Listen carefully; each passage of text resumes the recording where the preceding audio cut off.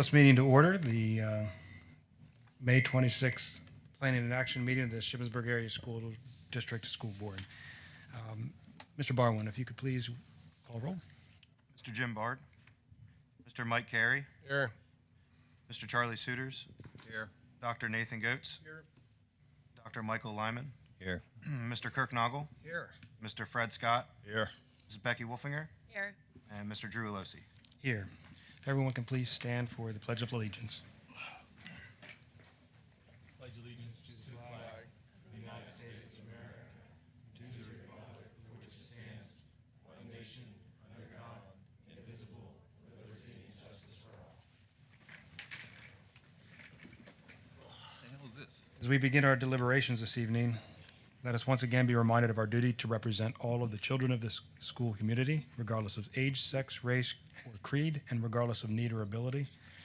This meeting is being live streamed and uploaded to the district's YouTube channel. We now have a moment of silence to reflect on our thoughts, plans, and actions on behalf of the students in the Shippensburg Area School District.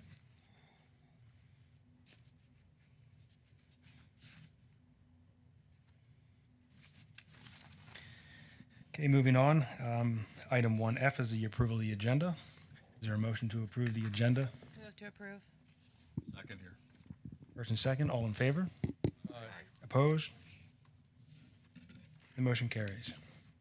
Next is item number 2, citizen comments to the board. Is there anybody who would like to speak to the board tonight on any agenda item?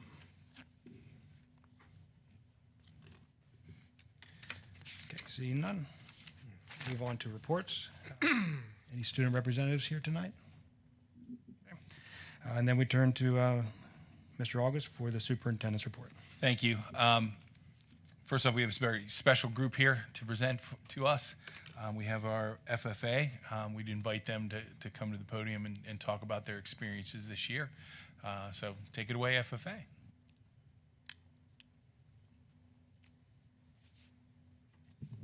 Good evening. My name is Emily Deal. I currently serve as the Shippensburg president of the FFA chapter.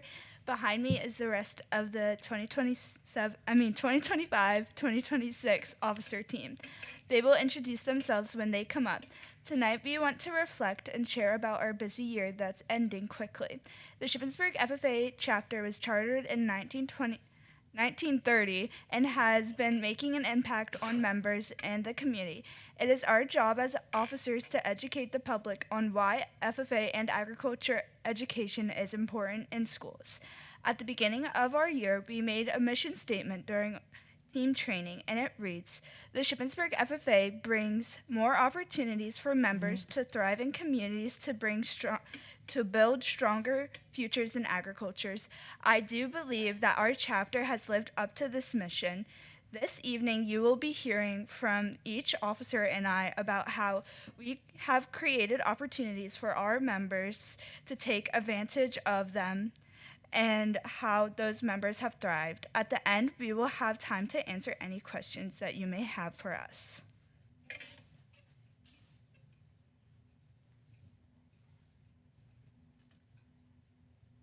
Good evening. My name is Bailey Carper, and I have served as the Shippensburg FFA's vice president this past year. This December, we had our poinsettia sale in time for Christmas. We had a variety of colors such as red, white glitter, marble, and pink. Shortly after coming back, winter break, is when our Marking Period 3 horticulture class started working on planting seeds for the spring plant sale. Marking Period 3 horticulture worked on making sure the seeds were growing correctly and tending to the greenhouse.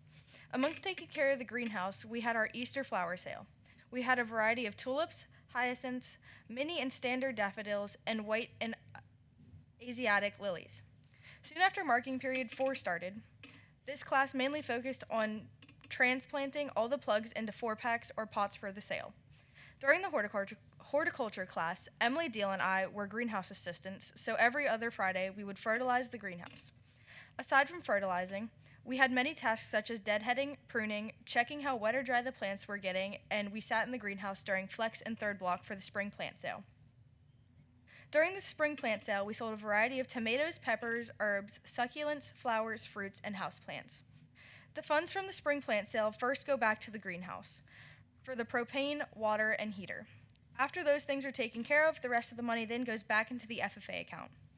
Thank you for those who came out and supported us at any of these sales. You are greatly appreciated. Thank you again for having us here tonight, and enjoy the rest of your evening.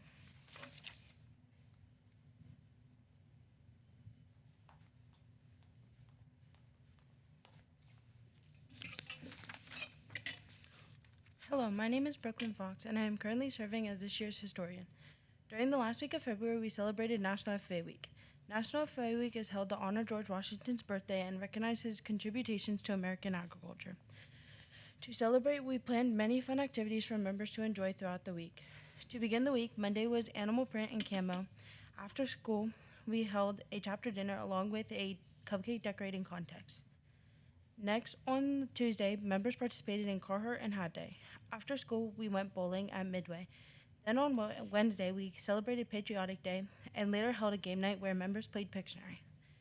Continuing the week, Thursday's Spirit Wear theme was Throwback Thursday, and we hosted a taco teacher luncheon.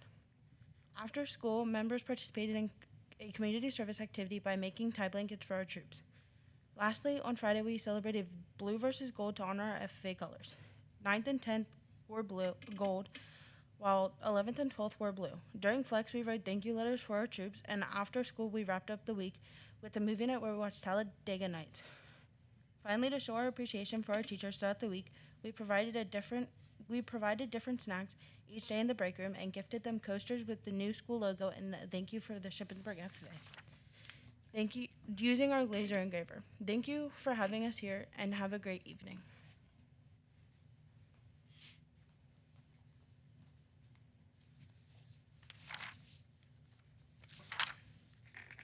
Another way that we teach our members of our community is by volunteering with the Middle School Exploratory Club.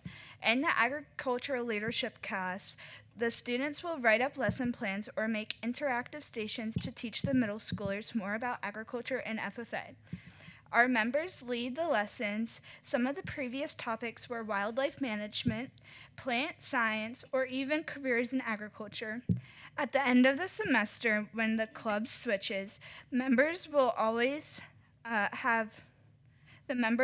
enjoy working on wood projects that Mr. Stoner leads. That is, the average size of the exploratory club is about 35 members. Having the middle school club has benefited our chapter greatly. Our members and officers get to grow their public speaking, responsibility, and essential teaching skills. It also has helped our chapter recruitment. Most of our active freshman members were in our exploratory club. We get to be with the middle schoolers on a regular basis, creating bonds with them. Those friendships and being their role models help influence them to join FFA.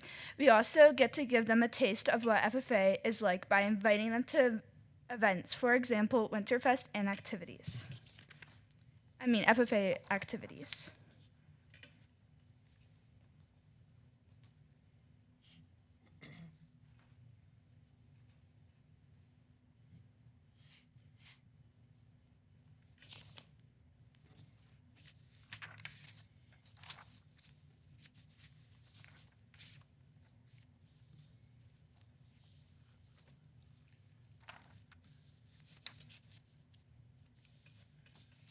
Hi, my name's Luke Malin. I'm the current co-treasurer of the Shippensburg FFA chapter. I'd like to share how our chapter uses fundraisers to support our chapter and its members. Each year, our chapter holds several fundraisers, including fruit and butter braid sale, orange case sub sandwiches, whoopie pies, and various plant sales throughout the year. These events help us raise money to support activities such as traveling to different competitions, leadership conferences, and chapter events that benefit all of our members. One of our most successful fundraisers is a fruit and butter braid fundraiser. This fundraiser helps us a great deal financially. The money we raised is used to support things like trips, banquet, and fun chapter events, just to offset costs for the members so they don't have to pay as much. Without these fundraisers, many of our opportunities would not be possible for any of the members.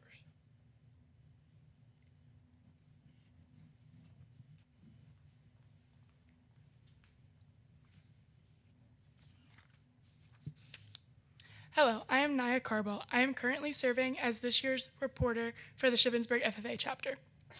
Each year, our chapter participates in a variety of community service activities. That allows us to give back to our community and support others through service and leadership. Some community service activities we have participated in this year include making tie blankets for troops, hosting Weston's Toy Drive, and helping with the annual spaghetti dinner at Newburgh United Methodist Church. During National FFA Week, we held a teacher dress down day and hat day fundraiser, raising $69 to purchase supplies for the tie blankets. With those supplies, our members were able to make 21 tie blankets for the troops to show our appreciation for their service and their sacrifice. Our chapter has proudly continued many traditions for our community. We have held Weston's Toy Drive for the past 6 years, helping collect toys for children at Hershey Hospital during the holiday season. Our members have also cleaned up for parts of Old Scotland Road through the Adopt a Highway program for more than 10 years, and we are planning to continue that this year. Over the years, Shippensburg FFA has also helped at local nursing homes. We've made tie blankets for the residents, created dog treats and cat treats and toys for the Cumberland Valley Animal Shelter, and also volunteered at Franklin County Fall Farm Fun Fest.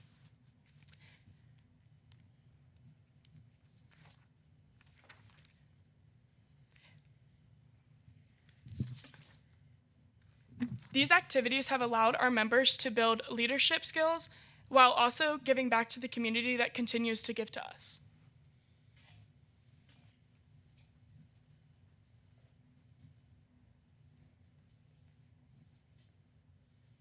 Hello, my name is Katie Shirk, and I have served as the secretary for our chapter this past school year. Last Thursday, on May 21st, we held our 96th annual banquet.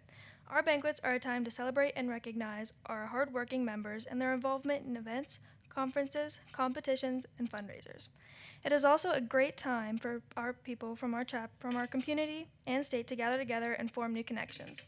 This year, we had over 122 members and guests come, including PA, State FFA Sentinel, John Bradshaw, and multiple state representatives. At the beginning of the evening, we provided a meal for all of our guests and also brought our alumni ice cream chiller for free ice cream. After eating, we had our main ceremony where we gave out awards for all of participation, degrees, and our SAE record book projects. New and old honorary members were recognized and our yearly scholarships were given out. At the end of the night, our officer team for the next year was revealed and inducted into our chapter. The banquet is definitely one of the highlights of our entire year, and it helps our members to get introduced to our community. Thank you to everyone who came out that night, and we hope to see you next year.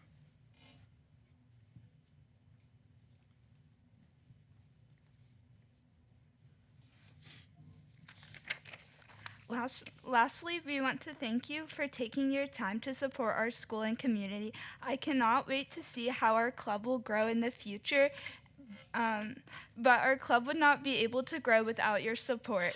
If you have any questions, I will be able to answer them now with Ms. Beer and Mr. Kane's assistance. Can you describe what a tie blanket is? Okay, Included in so it.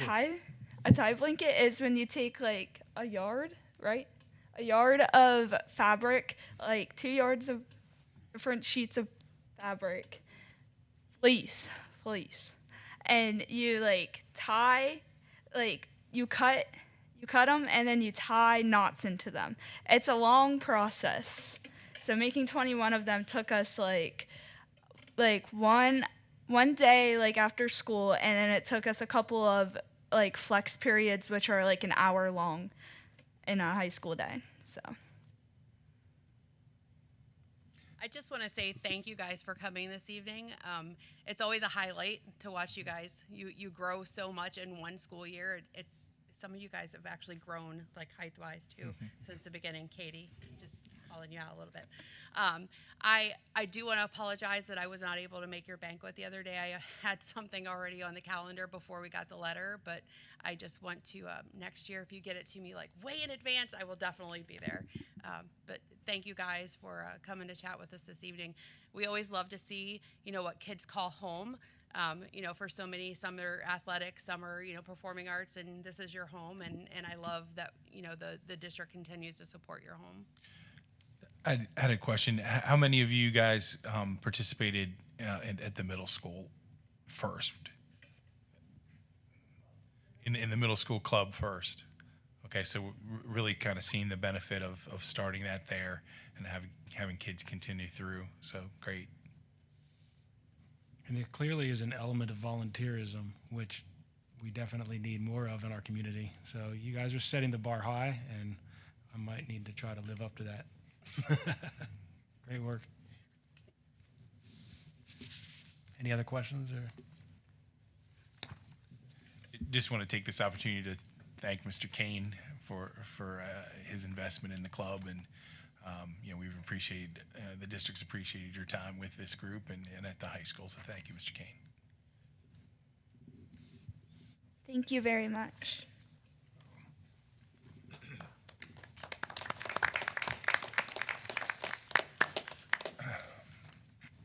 So next up, we have a presentation. We have someone that's going to be hopefully zooming into us. So as you may be aware, in our comprehensive plan, we talk about having a data warehouse. So it's a one-stop shop for all the student data that we can gather, so that we can work through our MTSS support program, but also find out how best to help students academically, with and in other areas that impact school. So I'll turn it over to Dr. Donat. In order to have a data warehouse, we're going to need some technology for it. So we have a representative from a company called Linked It here, but I'll turn it over to Dr. Donat. Sure, thank you all. As Mr. August referenced, we do have a comprehensive plan. That plan was written by community members, teachers, and administrators. It was board approved, and part of that plan was to have a data warehouse. The data warehouse, the whole purpose of a data warehouse is to help us make data-informed decisions in our instruction so that we're better able to support all levels of students exactly where they're at.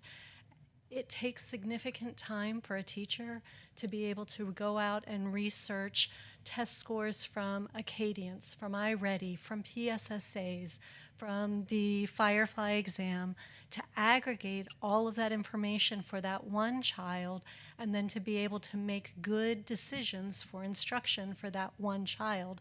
And then they have to repeat that whole process for every child in their classroom.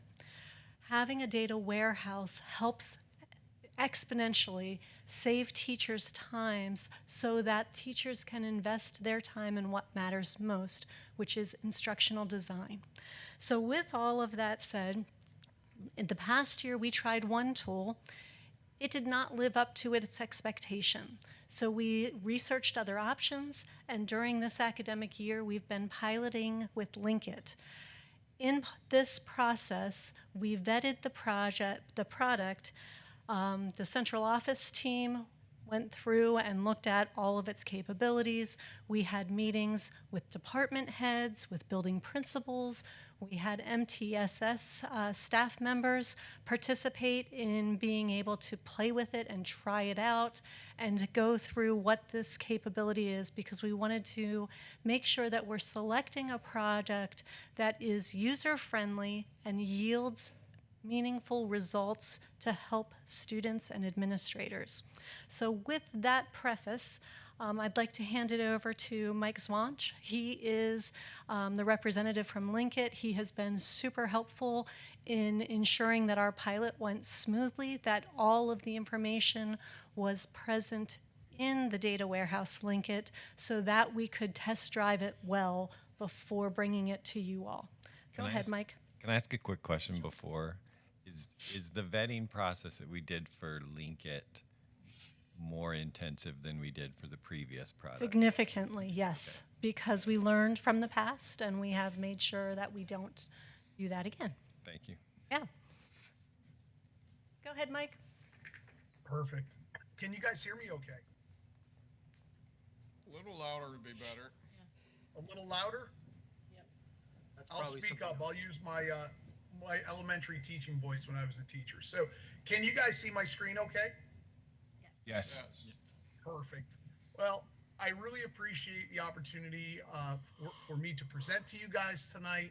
I want to introduce myself. As Susan said, my name is Mike Zwanch. I actually want to take Susan on the road with me. She did a great job of talking a little bit about what Linkit can do.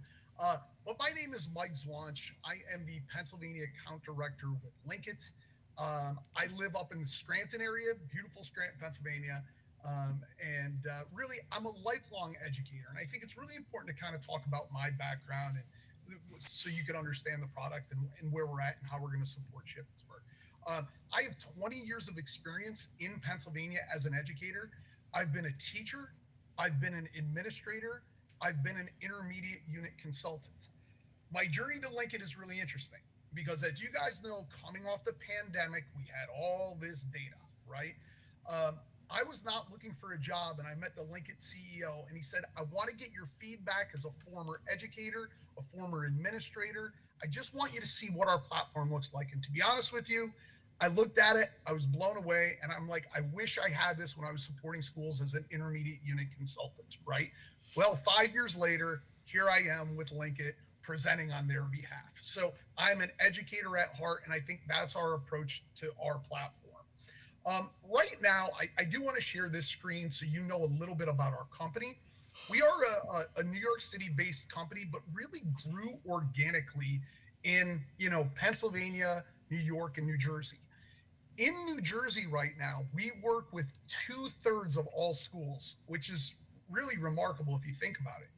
In Pennsylvania, 1/3 of all Pennsylvania student data is flowing through Linkit right now. I have a little screenshot that each dot here represents a Linkit client. Next year, there's going to be 20 to 25 more dots that are represented on the screen. And you can see there's several districts that we partner with that are in your region. I emphasize that because if you know the structure of Pennsylvania, I am a former intermediate unit person. We partner with intermediate units. We have strong relationships. We want to make sure that we know people in intermediate units are also trying to support the efforts of administrators in school districts. So we want that strong partnership to help them with data analytics, looking at state trends, looking at regional trends. And that's one thing we really pride ourselves on. Okay. So who is Linkit? I think, like I said, Susan did a great job. I'm just going to touch on this at a very high level so you understand what we can do. At our heart, we are an instructional data warehouse. I know there's so much time involved with going to different areas, different websites to try to get data, and that's lost instructional time that administrators are losing as well as teachers, right? So at our heart, we are a data warehouse. The best way to think about this is any data we could bring into the platform as long as we have it tied to a student ID. State data, attendance, grades, behavior, all that stuff we could bring into our platform. The other piece, and Susan touched a little bit on this, and one thing we're definitely going to support your district with is MTSS, okay? Now, once we see and identify kiddos that may need some supports, what do? How do we build consistency? How do we make the teachers' lives easier in documenting some of those scaffolds and supports and really helping them with the next steps where everything is consultative? We do not force point and click training. We want to understand where your district is, and we're going to gear all our professional development to those specific needs, okay? So I want to launch into the platform for a second because I think it's really exciting for you guys to see what we can do. So oftentimes administrators, principals, teachers, they want to see data real quickly in that 10,000 foot view, data at a glance, right? Well, with Linkit, we can make this very simple. So what we're looking at is one of our dashboards, and you can see right here from that 10,000 foot view. I'm not going to get into the weeds with all the data, but what we're looking at is 5th grade state assessment data. On this screen right here, without digging in, we have the overall score, we have individual performance on the sub scores or any of those skills coming over from PSSA. And we could also see how our special ed students did, our 504 students, our gifted students, our L students. So this is just a really nice visual representation of how we could take one data set and look at it multiple ways from that 10,000 foot view. So from here, sometimes we want to drill in more. Let's look at that data set and let's look at some individual or aggregate results, right? A grade level.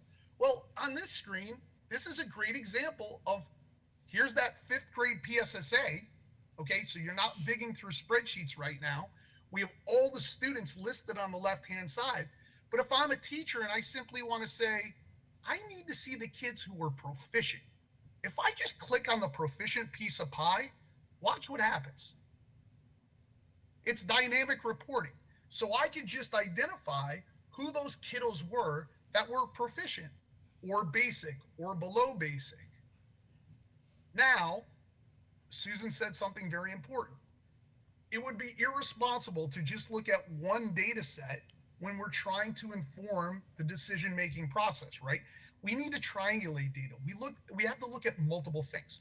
Well, in order to get this PSSA data, we would have to go into DRC or eMetric and look at the data.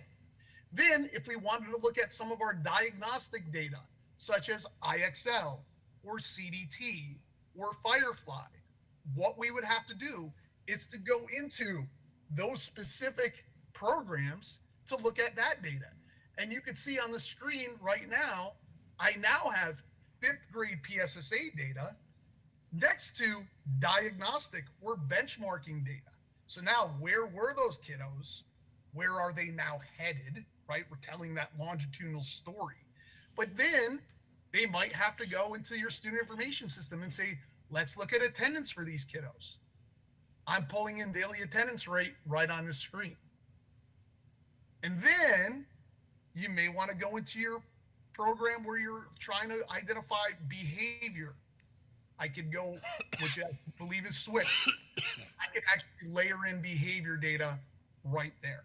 So on the screen, think about how much time we save both administrators as well as teachers because we have state data, diagnostic or benchmarking data, attendance, and behavior all on one screen.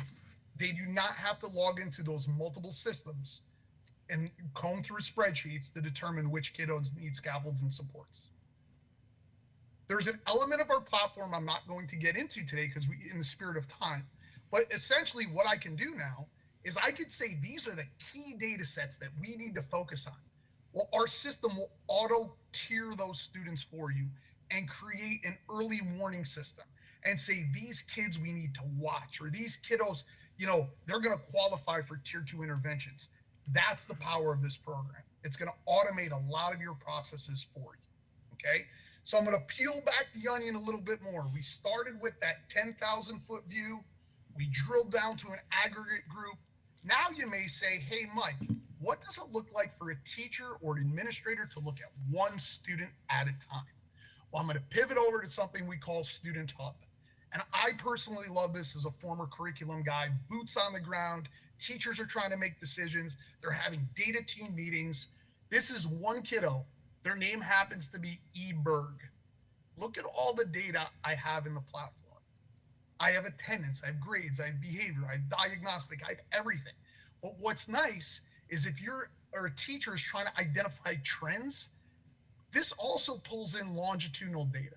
So I could see over time how this kiddo has done on their PSSAs or Firefly or CDT. I could also see where they are with comparison to the school or the district. Now, if the student had an IEP under plans and documents, if I click there, they would have access to the IEP right there on this screen. If I wanted to visualize the data, let's say for parent-teacher conferences and make things very digestible, I could start visualizing the data and tell a story. If I even wanted to log any parent communication, I could do it right on this screen as well. So think of this as a one-stop shop for all your data, really making things a lot easier, and really have the teachers focus their time and energy on what's really important and teaching those kids. So I know I covered a lot. I try to give you a big picture of what we can do.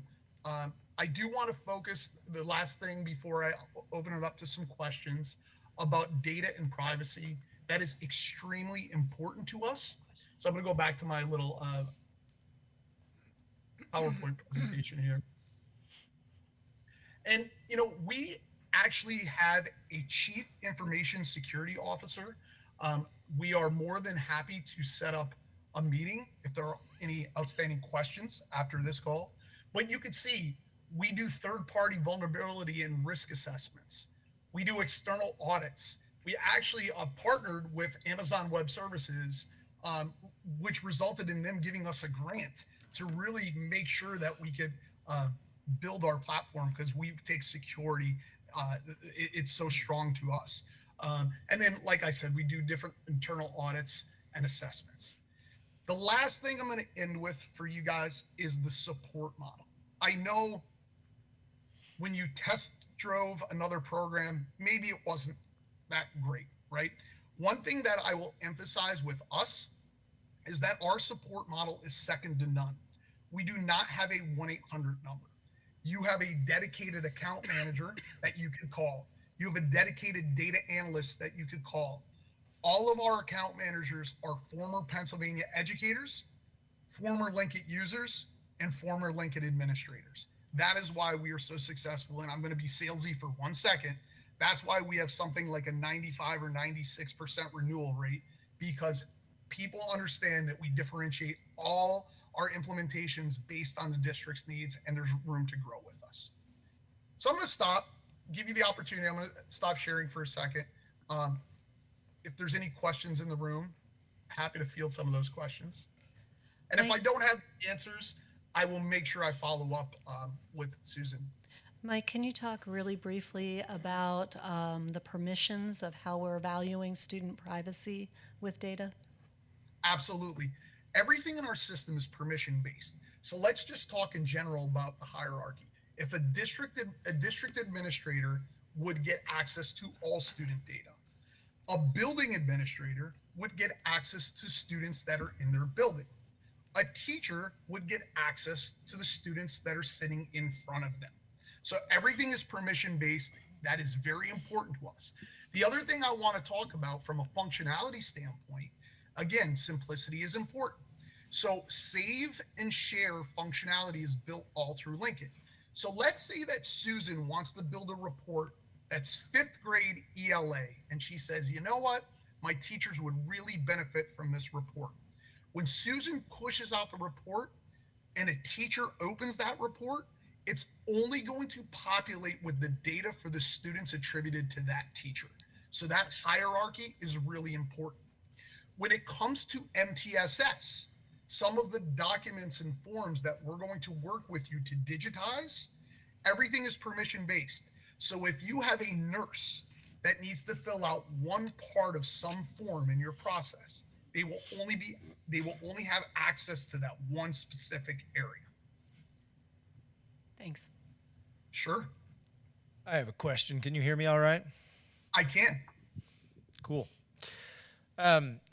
So the product looks cool. It's always great to have data and to be able to aggregate it and to be able to, pull it in from a variety of sources and do those things. Sounds great. I guess what I'm curious about is the second part. I mean, you gave us the, airplane view, and then you drilled down to what the individual teacher's experience might be. And I'm curious if there is any data, as in research that has been conducted, that can answer the question of whether knowing more about a student actually improves, whatever learning outcomes, we're sort of concerned about. Because as I'm just sitting here thinking about this, I'm thinking about confirmation bias and self-fulfilling prophecy. I'm just imagining as a teacher sort of looking at all of my students and sort of seeing who's who, and that, unconsciously, you know, impacting how I deliver whatever I deliver to these students. And I'm so, you know, this is an honest question because I don't know, but do we know if teachers having access to this information actually improves outcomes? Yeah, that's an awesome question. I'll give you a real life example of something that happened in a district that we support. So I talked about the ability to look at, like on the screen before, I had multiple data sets. I had PSSA, I had diagnostic, I had attendance and behavior, right? In the past, when we're trying to determine which kiddos may need support, there are some subjective things that happen, let's be honest, right? Because of, you know, you may have a bias because you see a name or whatever, right? The one thing with our platform is once you create the grouping methodology and then you have the system auto group those kiddos for you to create that so-called early warning system, it's actually removing that bias because it's rooted in data, right? Even if you wanted the teacher to have a voice, for example, and let's say you wanted to include in those 5 data sets that I shared before, a teacher recommendation, okay? And you might say yes or no, but you could even control the weighting and say, you know what? I wanted that only weighted as 10%, or when I want some of those other dates considered a little bit more heavy in my grouping methodology. The other thing I want to offer is on our platform, we do have the ability to anonymize data. So if you wanted to do an exercise and anonymize all the names of your kiddos, as maybe you're running some grouping or looking at students, that's another way, because then you're not getting distracted by what their name is or who they are. Okay, so you told me more about how the product works, but it sounds like we don't know if there's any research that tells us whether having access to this information is valuable or not. There is We don't have research, any and direct research. I have that I I'm can sorry. get to you. Okay. It's not going to be related to this specific product. It's going to be talking about effect sizes of when you know where students are and where their deficits are and how interventions are working, how you can target instruction, and how that does increase student achievement. Okay, thank you. Okay. Can you paint a picture for me of sort of a boots on the ground? Just because my daughter teaches 3rd grade, I'm a 3rd grade teacher. I am getting ready for next year because that's what teachers are supposed to do in the summer. What is something, how would I use this product to prepare myself for my curriculum, my daily tasks in academic year 26-27? Are you asking me or are you asking Mike? I'll ask either one of you. It doesn't matter. I think you both can answer the question. Okay, well, I'll go first, and then Mike, please jump in if I'm leaving out anything. So Absolutely. teachers can use this. They can look at their class roster, and they can figure out, they can start to look at their instructional grouping based off of the prior academic year's data, because as Mike referenced, this is longitudinal. We already have 3 to 5 years worth of data loaded into the system as part of our pilot. Mike has let us pilot this program for free during this whole past academic year. So we already have a bunch of student data in there so that we could test drive it well to make sure that it was a better pilot than the prior one. And then what you can do with that is you can look at the class that I have rostered for the upcoming academic year. I can look at my PSSA scores and I can drill down and say, oh, my students, 80% of my students are proficient in this subset of ELA, 20% are below basic, and then I look at the subsets of the PSSA score and I say where they're really struggling is section A and section C, and so now I can design my small group instruction for those first couple of weeks of school to catch the kids up that did not get the content that was essential for their upcoming year, to be able to get them up to speed as quickly as possible to be able to thrive during the current academic year. Mike, did you want to add anything in? No, that was perfect. And part of our implementation planning, when we do an implementation planning meeting with the district, we actually do an activity called the first 30 days of data. And it's exactly what Susan said. We want teachers to be really comfortable accessing longitudinal data, looking at Acadians, looking at some of those sub scores or those skills, almost giving them, the teachers, an idea of, who may have struggled a little bit last year. Who do I need to be aware of that may have some of these difficulties? So when I see them early on, I'm able to intervene. I kind of have that picture of where that kiddo was. It seems to me you could also capture that below basic group and then click a few more tabs and see what are the factors that might be influencing that below basic performance, like attendance, behavior, socioeconomic status, so on and so forth, right? Correct. And in addition, this tool supports conversations across the team that is supporting that child. So the regular core classroom teacher can have conversations with the reading specialist, that can have conversations with the school psychologist, because they're all looking at the data for those students that they interact with, and the conversation then becomes data-based and not the confirmation bias type conversation. And that can be hugely impactful.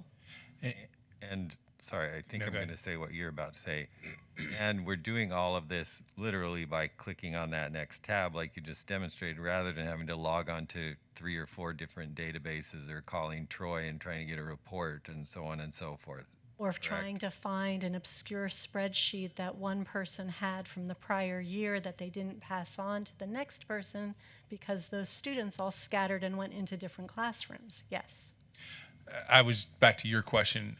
I think, and Mike went over it quickly, but one of the most powerful things I think is being able to drill down to the individual standards that kids don't know and where they're struggling. So you can get a PSSA score and it can be whatever category, but knowing which content specifically a kid is excelling in or behind in, that saves a ton of time and can really target instruction. Just to make sure I understand what you're talking about. Not a fan of test scores, but you're talking about standards, which are part of the curriculum, which have been evaluated more qualitatively and quantitatively by a previous professional teacher, and that's probably an even more powerful tool to be able to look at those standards and individual performance on each of those standards. Yeah, I think from I was talking more along the lines of what's on the PSSA. How good are they at fractions? Okay. So if I see this group, someone might be good at multiplication but not great at fractions, this can really save time and hone in to know that I've got to get extra instruction for that student in that specific standard. Okay. I'd like to jump in because that was a great conversation, and I want to show you exactly what you guys are both talking about. So in this case, look what I have on the screen. I have PSSA data, so a 5th grader where they were on their PSSAs. And then I have a 6th grade predictive IXL benchmark. Okay, could be a Firefly, could be CDT, it doesn't matter. But to your point, both of your points, watch what I can do with this 5th grade data. I'm going to blow this up so you can see it. I could go under here and, for example, choose vocabulary acquisition and usage. Okay, now watch what's going to happen. So vocabulary is going to pop up for this 5th grade data set. Okay, and then I could determine strengths and weaknesses and sort and filter my kids. Now let's take it a step further. How about on the predictive benchmark? How are these kiddos doing in vocabulary? Now we're starting to really dig in. We're looking at where were they on data and where are they headed on data. And then we want to intervene. I could start doing exactly what both of you were talking about on this screen. So I guess one of the $50 million questions is, will they use it? That's one of the reasons that we did so many focus groups. And when I say so many focus groups, we had multiple conversations with building principals. One of our building principals who's here immediately got very excited and went to a specific academic department and started jumping in and working with the product. We've also done test drives with our MTSS team, including the school psych, who was so excited. She has sent me at least 4 emails asking if this is really, really going to get approved, because she's excited about the potential for how this will support MTSS and conversations about supporting kids. I mean, I assume if it's making people's jobs easier so that they don't have to be research wonks, they can keep being teachers, but they can use the research to be a better teacher, then they should jump all over this. And I think from the report writing, if someone has to write an IEP, someone has to do an evaluation, it's all right there. I especially I think we were kind of sold a fancy thing last year that was AI and blah, blah, blah. I think one of the features I like the most is that it comes with a team of humans that can really help. That's to me, that's one of the selling points. And because we're in about a third of Pennsylvania, we have so many reference districts. We actually host things like data forward summer institutes and user groups, and we are very Pennsylvania centric, and we want people to build a little network that use us, because we don't want any client to be isolated on an island by themselves. To that point, one of my first vetting processes was to talk with the other districts within our IU that use Linkit to ask how they're using it, how hard the onboard process was. Will they continue to use it? Will they renew? I had in-depth conversations with other curriculum directors across the IU. And then Mike also invited me and allowed me to attend one of their training sessions, half-day information summits. And I spoke with current clients there as well to be able to ascertain, is this hype, or is it something that provides true value for our teachers and then by extension to our students? And every person I talked with, their only regret is that they don't have more time to do more with it, because it is such a powerful tool. But what they are using well, and they will continue to use it. Becky, I think you have some questions. How could you tell? I have 3 questions. Are there any issues with FERPA, with IEPs being loaded into an outside source? Because of No. go ahead. Go ahead, I'm sorry. Mike can talk about the technical aspect of it. I will say from a data privacy of who is seeing it, because it's IEP information, only the teacher that has that student sees that data. Only the school psychologist or the special education team that needs to see it sees it. And all the permissions are set up according to what the district says. And we would be leaning on our building principles of saying who in your building gets permission for what information. One of the things I really love about this product is if I'm doing a demonstration or a presentation to you all or to a department, there's an anonymizing feature that I can blur out every child's name or give them fake names, and then we can have the discussion without names on the table, which again fights against that confirmation bias that Dr. Goetz referenced earlier. Mike, do you want to talk about the data privacy? Yeah, the way we have it structured, we have a Leader Services is the name of the company that does IEP Writer, and the way our technology works with them is we have a security token call. So Susan was right. Whatever the district gives permission for us to pull, we will pull. We're not going to assume anything. We want to make sure we consult with the district. Some districts want all documents from IEP Writer. Some just want the IEP themselves. But the way the integration works, it's a security call, and it brings over the latest PDF documents. So you cannot go into Linkit and manipulate that IEP. Once it's updated on IEP Writer and then finalized, then that most recent PDF document will come over to us, right? So the IEP Writer piece where everything's getting done and written, and short-term learning objectives and SLOs and all those things are getting created in IEP Writer, we're pulling over the PDF document. I guess my question is like, I mean, IEP is, you know, protected information, like it is going to a third party. So, I mean, is there any permission that needs to happen between the district and the parent in order for it to go into a third party's hands? Not that I'm aware of. I think, Troy, did you have any concerns about that based off of your research with this?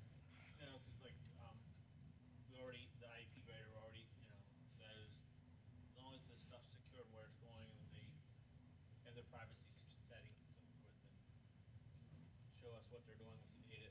They're not allowed to sell the data, share it with anybody else. That was my next question. Okay. No. So no data sold. No, not at all. And then,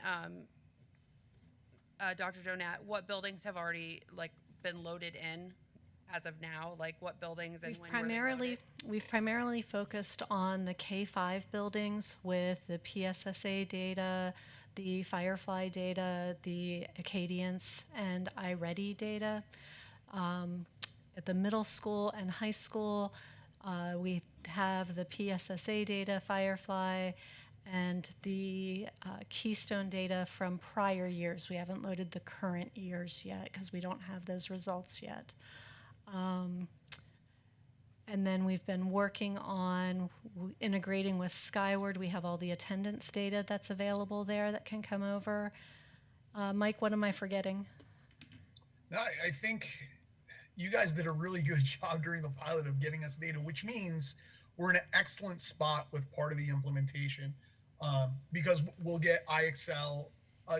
We have IXL integrated right now. Yes, from the middle school, yeah.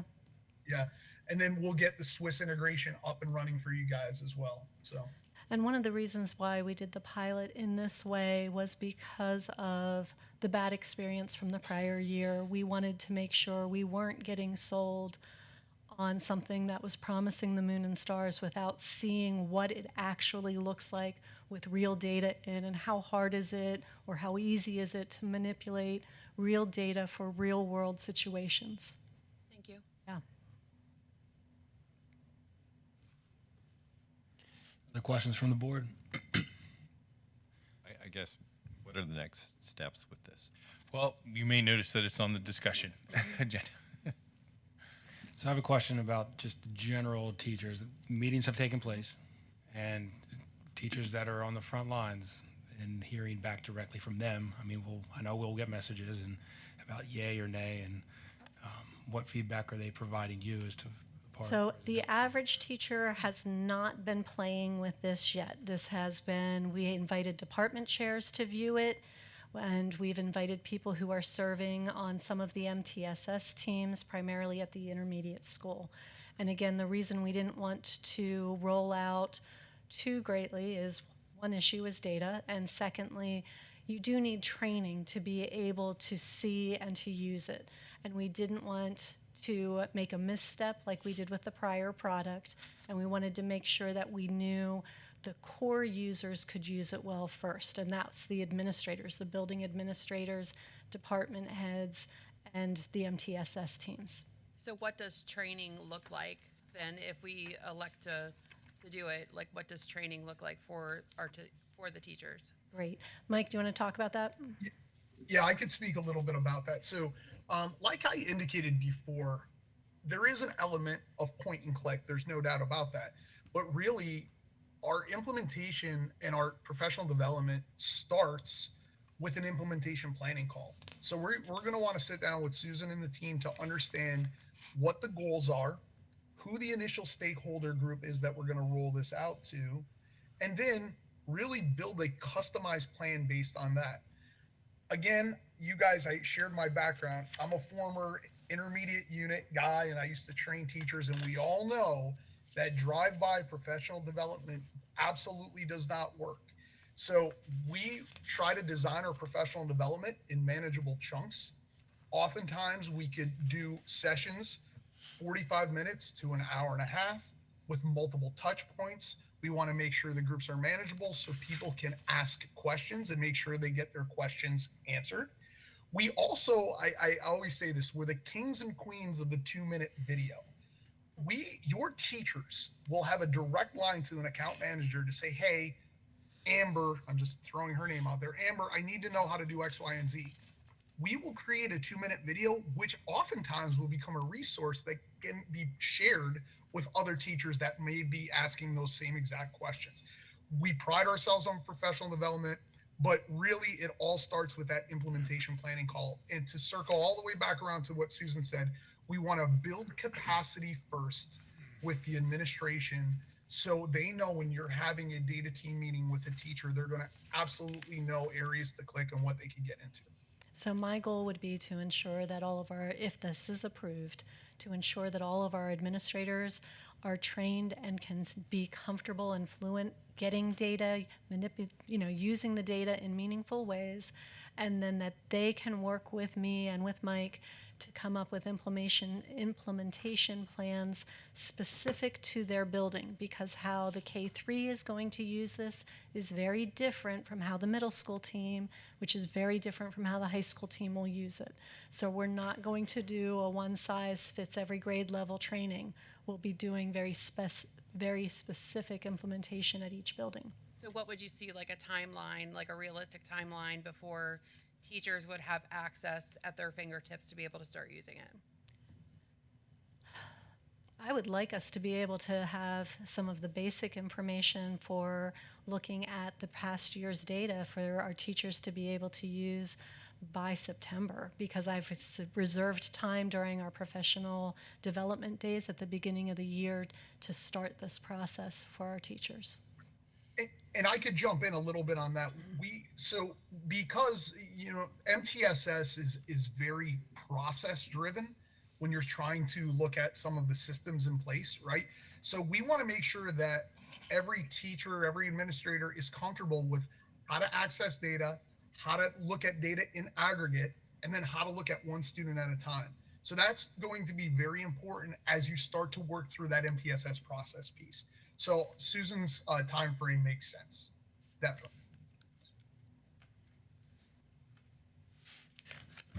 So when it comes to the teachers trying it out and having that opportunity to get their hands on it, is that able to happen now, or does it have to wait until we would approve it?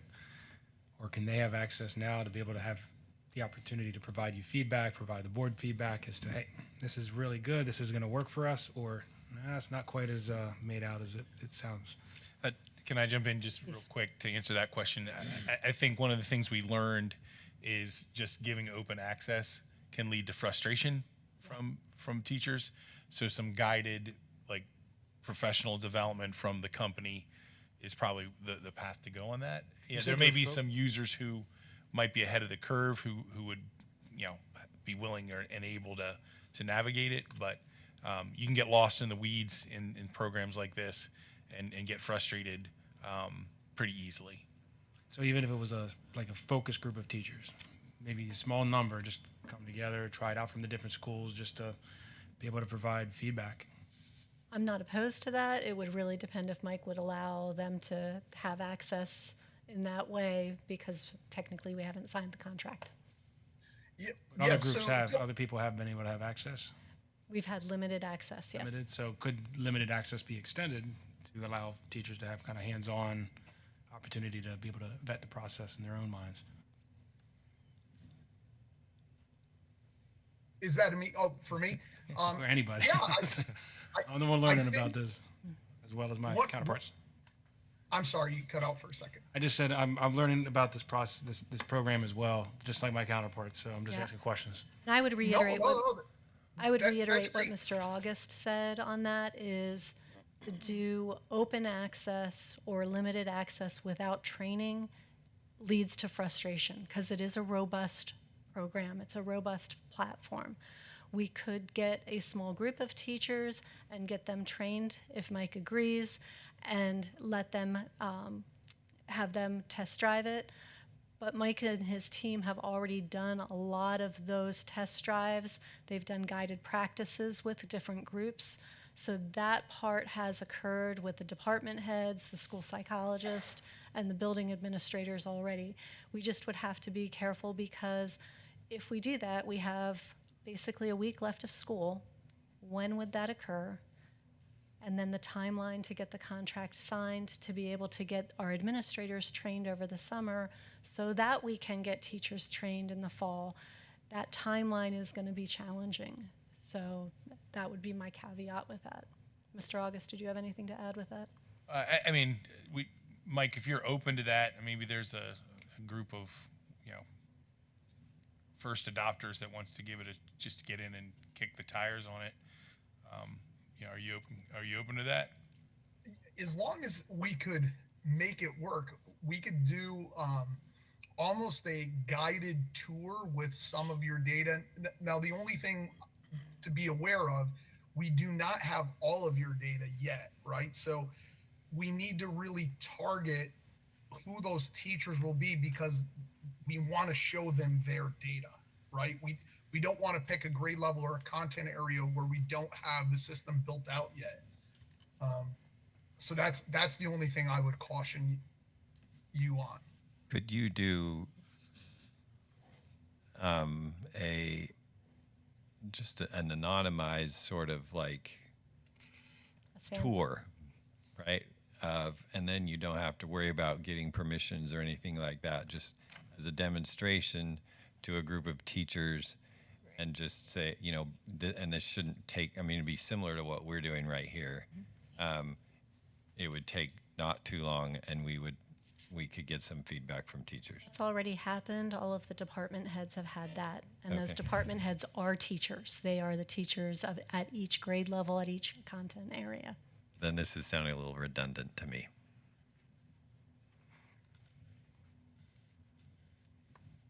The process of having other people try it out who are on the ground and in front of students.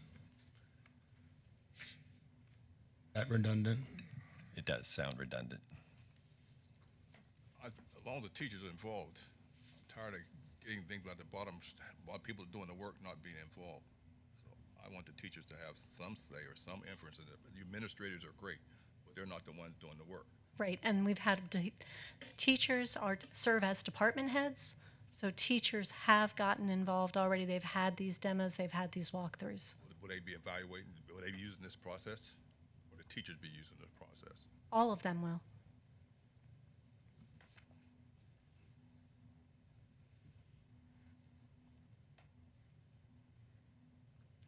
Any other questions or comments? Anyone? Okay, go ahead, sir. Yeah, thank you, Mike. Thank you, Thank you Dr. all. Donat. No donation report this week. Committee reports? You want to talk about buildings and grounds quick? Or Finance. Finance. Yeah, we had a finance committee meeting last week. The committee took a look at cyber enrollment and tuition costs from the past few years. We also previewed, a lot of this information was previewed for the June 8th Budget and Finance Committee of the whole meeting. We looked at the homestead farmstead exclusion for 26-27 fiscal year and the implication to the taxpayer, which we'll go over on June 8th as well. And the homestead farmstead resolution and final budget for 26-27 will be on for action on June 8th, 2026 board meeting. That's all I had. All right, thank you.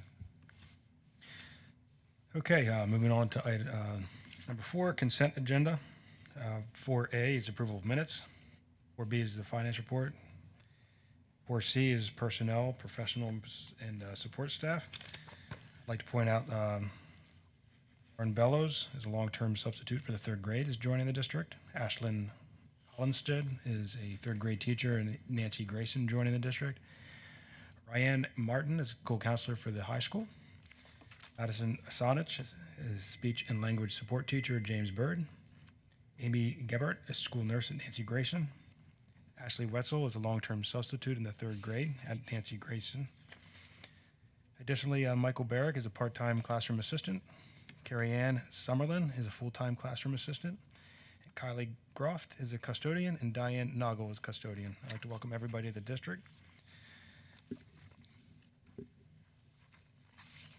Item 4D is... Before you move on, can we just, Mrs. did say- Gephardt and Mrs. Martin are actually here. Yes, I'm sorry about that. Mr. August did explain that you were here to visit. So, So, you could stand and be recognized, please. Welcome.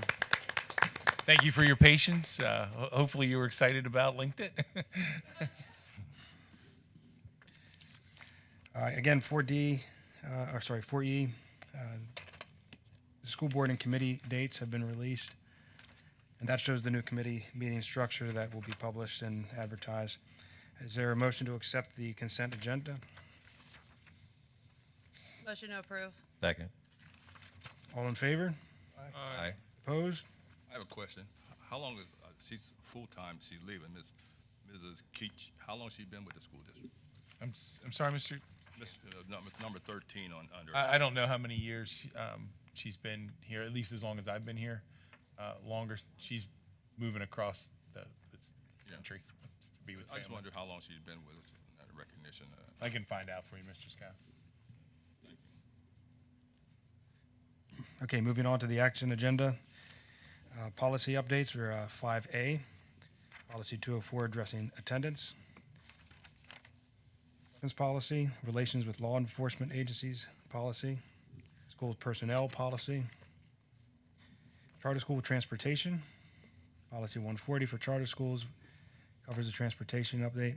Policy 810 is transportation, Crown Act and dress code, policy 221, dress code and grooming, policy 325, dress and grooming, policy 236.1 is threat assessment, policy 332 is working periods, policy 619, district audit. All in favor, or sorry, is there a motion to approve item 5A? Move to approve. Second. All in favor? Aye. Opposed? Motion carries. Item 5B is agreement with consulting services. The administration recommends approval of the agreement to retain Allison Huber as a consultant to perform special education consulting services for Patan Autism Initiative internal coaching responsibilities at a rate of $75 per hour with annual costs not to exceed $55,000 annual. Is there a motion to approve? So moved. Second? Second.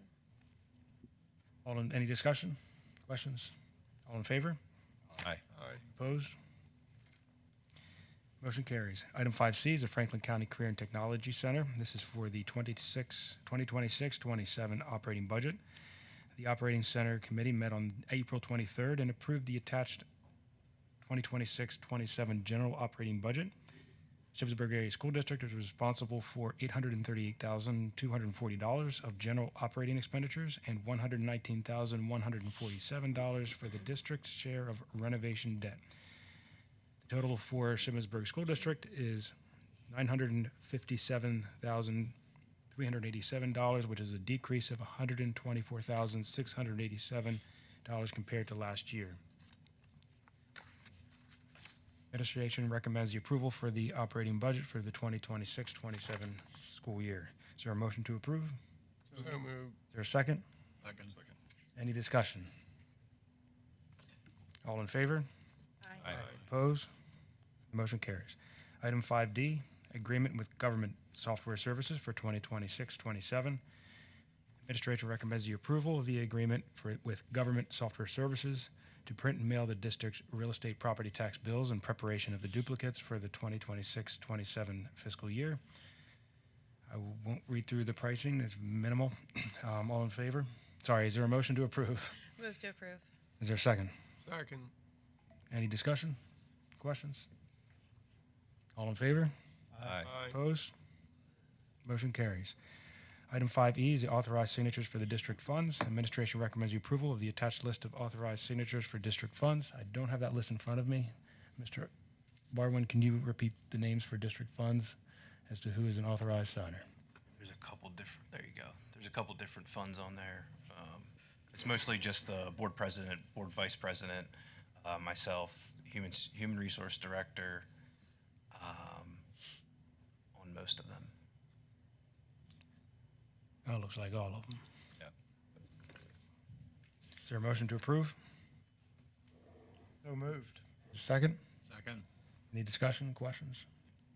All in favor? Aye. Opposed? The motion carries. Item 5F, agreement with New Story for special education services. New Story schools operate a private licensed school in Carlisle, Pennsylvania. New Story provides intensive academic and behavioral interventions for special education students. The proposed agreement is for the 2026-27 school year.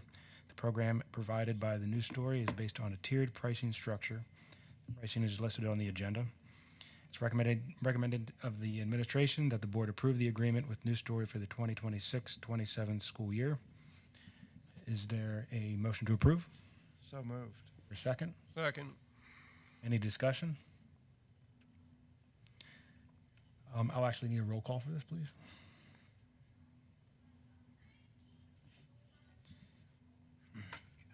Mr. Carey, Yes. Mr. Suiters, Yes. Dr. Goetz, Yes. Dr. Lyman, Yes. Mr. Noggle, Yes. Mr. Scott, Yes. Mrs. Wolfinger, Yes. and Mr. Alosi. Abstain. Moving on, item 5G, Shippensburg Area School Intermediate School Expansion Option Selection. Shippensburg Area Intermediate School Expansion Option Selection. The Board of School Directors approves entering into the appropriate agreements to begin design and permitting for an expansion at the Shippensburg Area Intermediate School, inclusive of land use. This is a pod version of Option 5 from the April 27th, 2026 presentation and the EI Associates April 2nd presentation during the Committee of the Whole. This expansion will permit both 3rd and 6th grade to move to the intermediate school. This option may be completed with a phased approach. Is there a motion to approve? Moved. Second.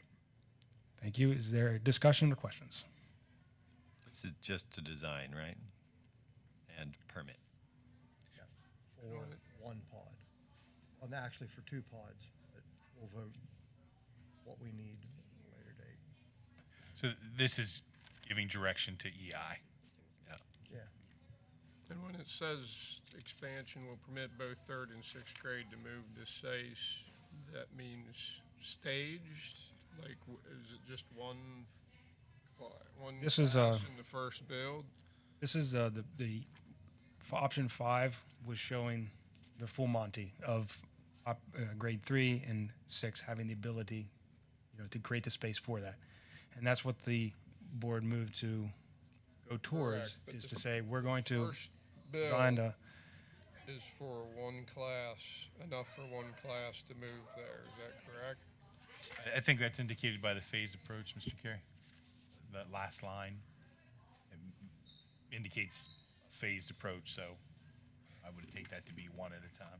So it's it's one at a time. It's designing the whole thing, and then at that point getting a better estimate of what the reality of the cost will be, and then the board will be able to make a decision at that point as to how much are we willing to spend, and if we do a phased approach, it could be half to bring one grade in, or it could be Okay, both to bring both grades in. But that's a different decision point. This is just thank you. long-term vision, design the whole thing.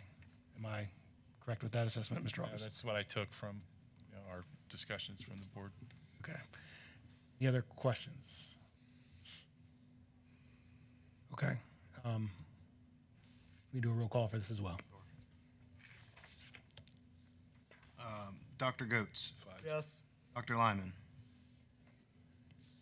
Yes. Mr. Noggle, Yes. Mr. Scott, Yes. Bird's absent. Mr. Carey, Yes. Mr. Suiters, Yes. Mrs. Wolfinger, Yes. and Mr. Alosi. Yes. 8-0. Motion Motion carries. carries. Item 5H, van drivers. Administrator recommends the approval of the following van drivers. We have 2 listed. Heather Nicky and Elsie Roth. Is there a motion to approve? Move to approve. Second. Second. Any discussion or questions? I have the same question I had before. Why are we proving their bus drivers?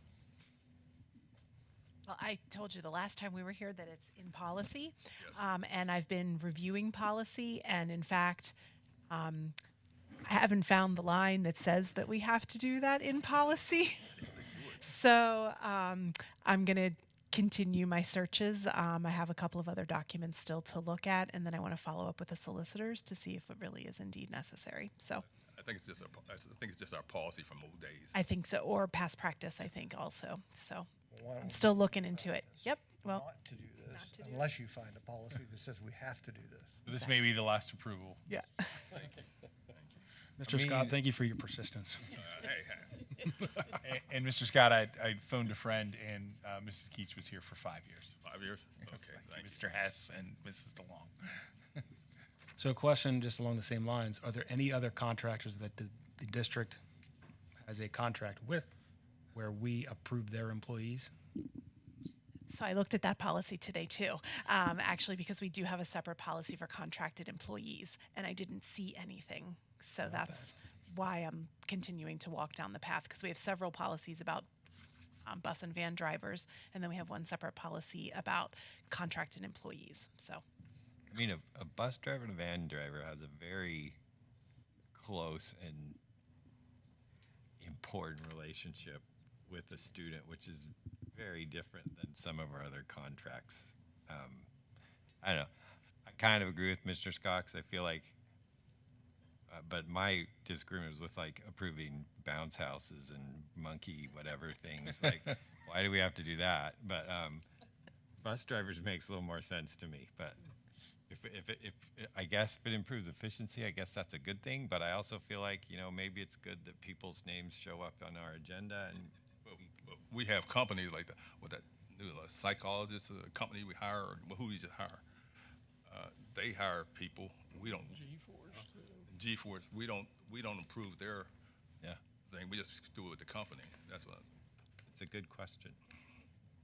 But I also, I don't know. There's somebody said for seeing the bus drivers' names on the agenda. I don't know. Does Boyo do the background checks, or do we? yeah, so but all of the contractors do all of the background paperwork, and they send us a whole like dossier of this is the driver and all of their information. We review everything, and then the next step is then that those names are sent to HR to put on the agenda for final approval. Yeah. I was just thinking maybe it had something to do with that. Yeah. That's just the process, and so if we can maybe lob off that last part, you know, I'll be Save 5 sure. And minutes. yep. Of Fred asking.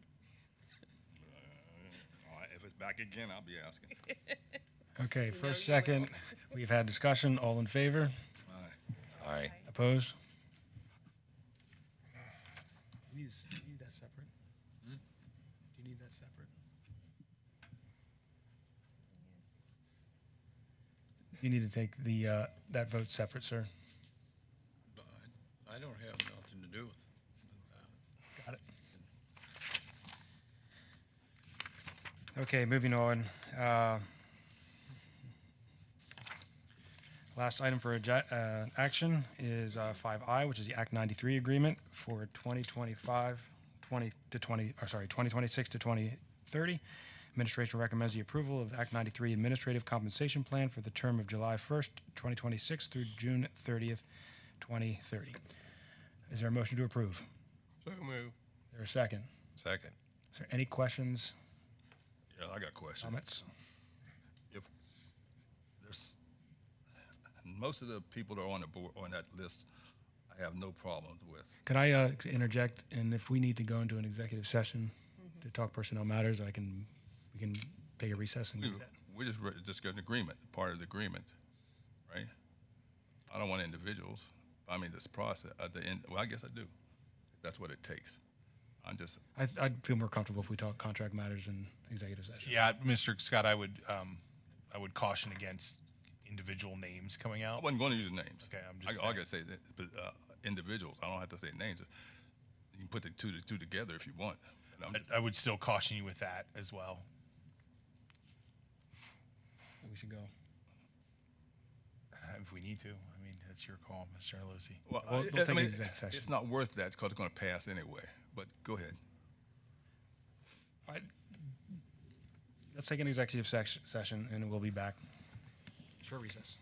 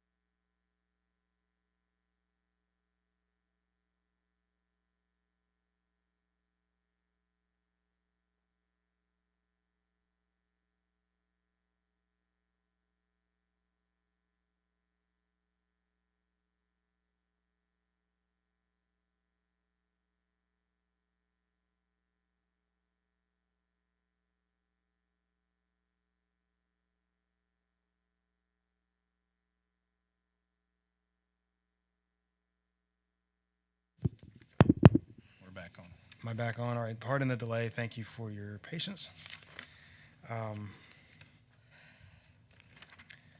We are on item 5I, Act 93 agreement for 2026 to 2030. There was a motion, and then there was a second, and we're in the midst of discussion. Are there any other questions or comments? Okay, we'll move forward with a roll call. Mr. Carey, Yes. Dr. Goetz, Yes. Dr. Lyman, Yes. Mr. Noggle, Yes. Mr. Scott, No. Mr. Suiters, No. Mrs. Wolfinger, Yes. and Mr. Losey. Yes. Moving on to the discussion agenda. 6-2 motion passed. Yes, 6-2, motion pass. Item 6A is memorandum of agreement for the Cal Ripken Senior Foundation STEM Center Program. Item 6B is operations and maintenance renewal agreements. There's a number of those listed on the agenda. There are 9. Please review those and send questions to the administration. Item 6C is a solicitor, Saxon and Stump, recommending approval for the re-engagement of Saxon and Stump. Item 6D is the agreement with New Story for special education services, and this is for the school located in New Cumberland, Pennsylvania. Item 6E is River Rock Academy contract for secondary and elementary students, 15 reserve slots, which are 6 secondary students and 9 elementary. Item 5I is the Act 93 agreement. Wrong. Sorry about that. Item 6F is the Therabilities Therapy Agreement. Item 6G is Commonwealth University of Pennsylvania Affiliation Agreement. And item 6H, Copy Release Agreement. Item 6I is the Shippensburg Area School District and Shippensburg University Affiliation Agreement with the Grace B. Loers University Elementary School. Item 6J is G Blues Summer Camp. Item 6K is the agreement with GDC for technology support. And item 6I, and the new club, is the First Responders Club. Item 6M is the new club for gardening.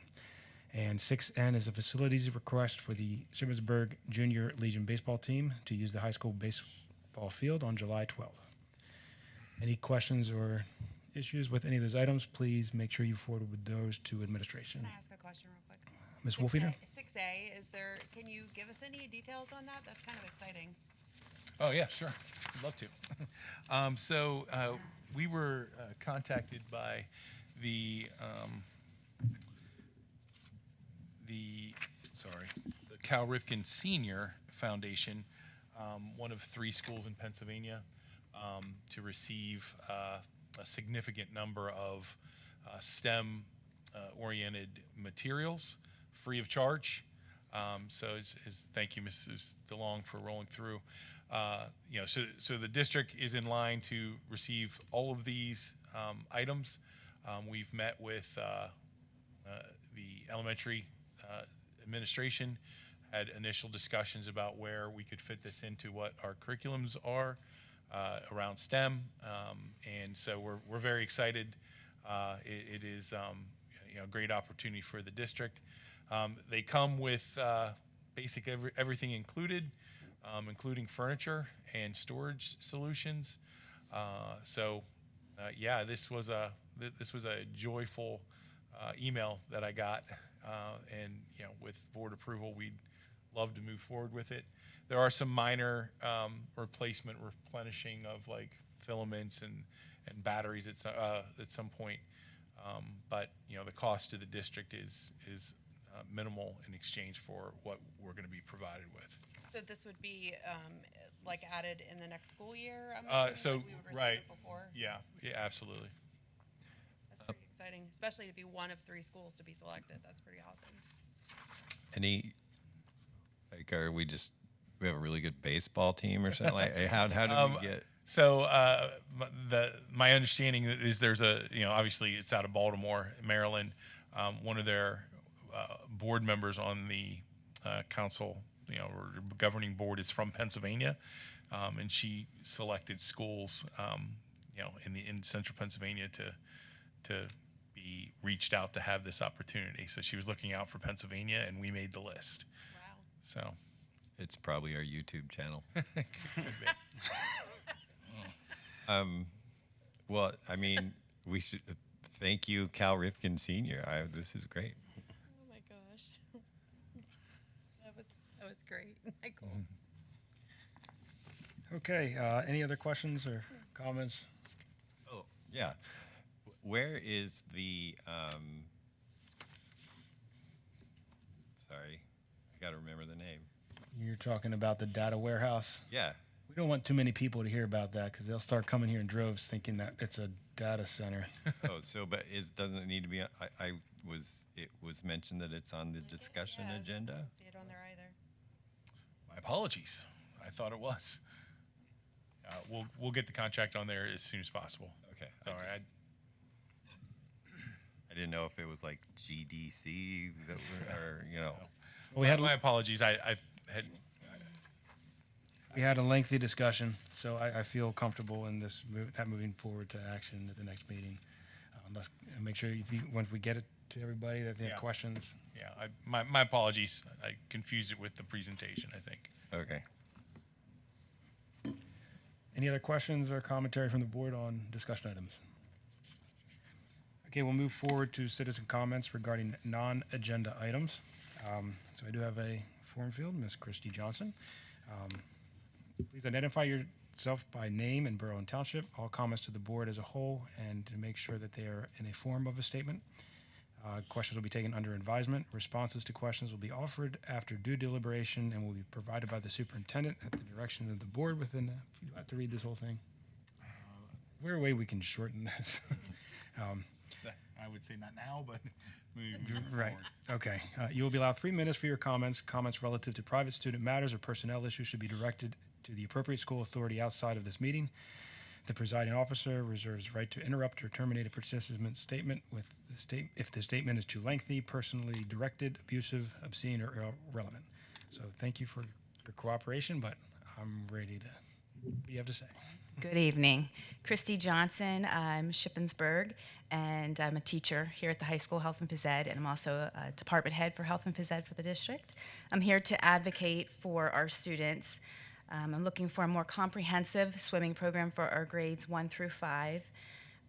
I think this would not only help with our students in their educational value, but student safety, life-saving skills, water safety awareness, equity, and access. Not all of our students have learned or they know how to swim, or many do not, or think they know how to swim and they do not, or they do not have access to swim lessons besides school.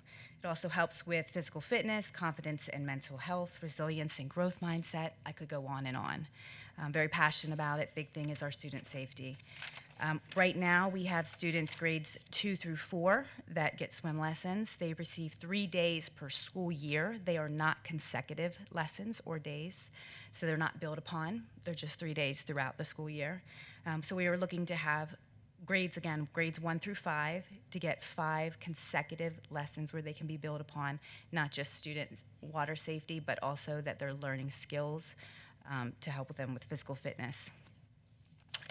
I want to share with you, we have a lot of feedback from those teachers where their students were swimming, a lot of positive feedback and also constructive feedback as well. But I had a teacher at Best Day Ever last week, our special education Best Day Ever, come to me just randomly and ask if she could share something with me. And she wrote me a letter today that she asked for me to share with you. So this is from Brooke Bell. She is a life skills teacher over at the intermediate school.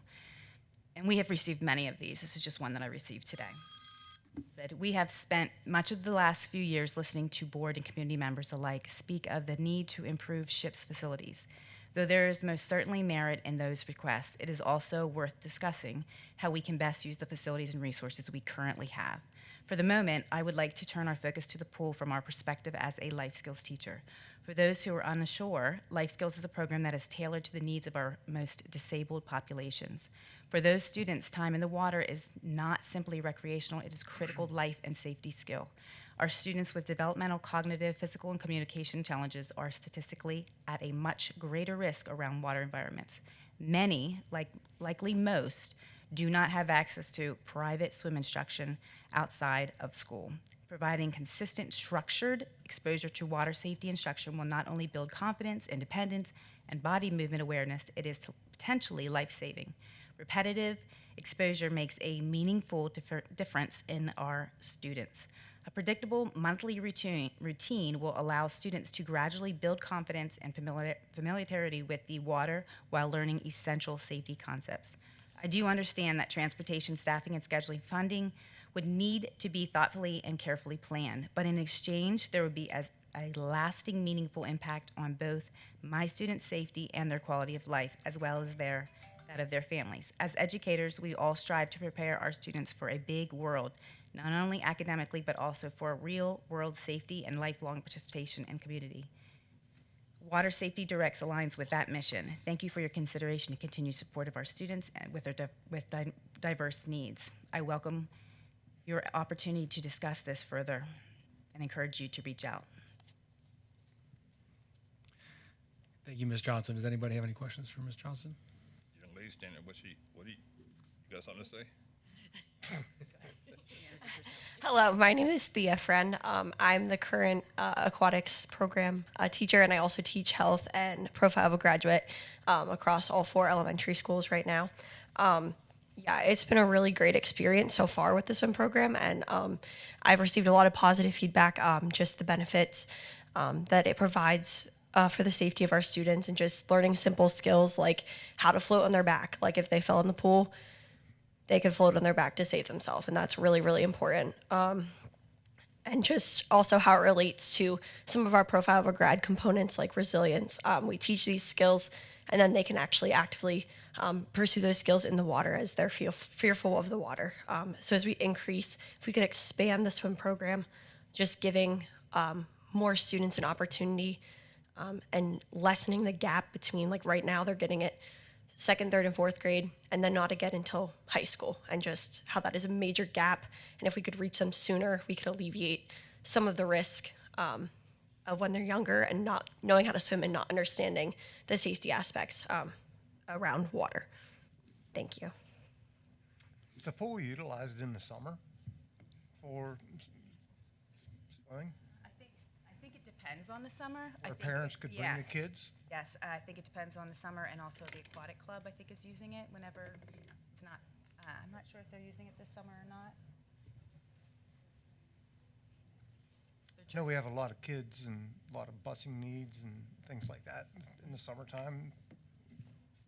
Is there anything outside the box thinking, utilize the facility and have parents bring kids that want to come? That's the unfortunate part. I think most of our students aren't able to get swim lessons because their parents can't get them there, or they can't afford to take them. I mean, I had 3 kids that came up through this district, and I made sure all of my students, I paid for all of my children to get swim lessons. There's a program, it's the Zach Cullen Foundation. I'm well aware, yeah. We received a grant from them. I think they were looking for potential, don't quote me on this, but I think they were looking for some other areas to maybe push some funding. I'll find out. Thank you. Thank you both. If you could fill that out. Thanks. Anybody else here to make public comment? Okay, moving on to board comments. Mr. Scott. None. None. Mr. Carey. Nope, good, thank you. Mr. Suiters. Good. Dr. Goetz. No, thank you. Mr. Noggle. I do not have anything. Dr. right. Lyman. Ms. Wolfinger. Yeah, I do. I stopped by Best Day Ever last week, and I just want to say thank you to everybody that volunteered and gave their time for the event. It's always amazing to see those kids interacting with the high school students, all the smiles that are on their face, to just kind of feel like a part of something much bigger. So I appreciate all of the time and effort that went into that program, and it's one of those things that I look forward to seeing, because it just means so much to so many kids. You don't really see it until you are there, and you can really appreciate it. Thank you, Ms. Wolfinger. Just a point of order before the board meeting. We had an executive session regarding contract issues. And after, we'll be meeting to talk about contract issues, personnel, and also real estate. Thank you all for attending the meeting, and we'll commence to our executive session. This meeting is over.